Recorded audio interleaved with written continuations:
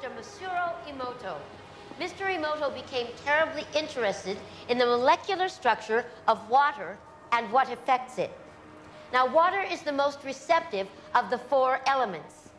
Mr. Emoto thought perhaps it would respond to non-physical events. So he set up a series of studies, applied mental stimuli, and photographed it with a microscope. For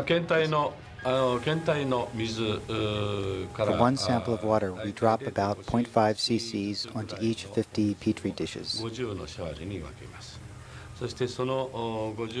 Then we take those 50 petri dishes and freeze them in a freezer at minus 25 degrees Celsius for about 3 hours. We take those frozen samples into a refrigerator that is set at minus 5 degrees Celsius, where a microscope with a camera is set up. There we take photographs of each of the 50 water drops individually.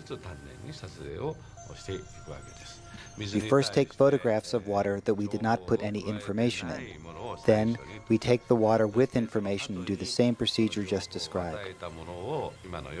We take those before and after photographs and compare the differences.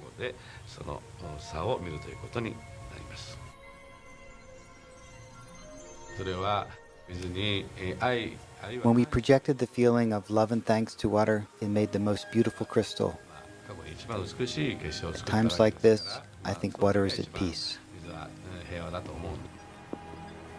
This first picture is a picture of water from the Fujiwara Dam. And this picture is the same water after receiving a blessing from a Zen Buddhist monk.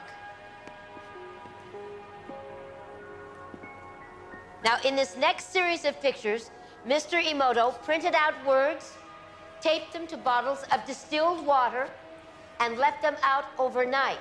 This first photograph is a picture of the pure distilled water, just the essence of itself. These subsequent photographs, as you can see, are each different. This is the chi of love.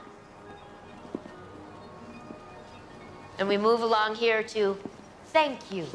And you can see where he taped that to this bottle here. But if you read Japanese, you already knew that.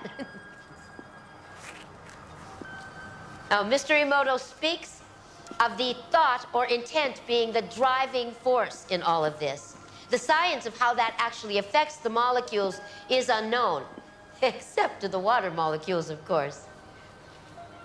And it's really fascinating when you keep in mind that 90% of our bodies are water.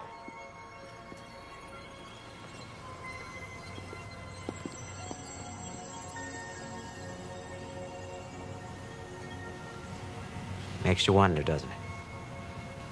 If thoughts can do that to water, imagine what our thoughts can do to us.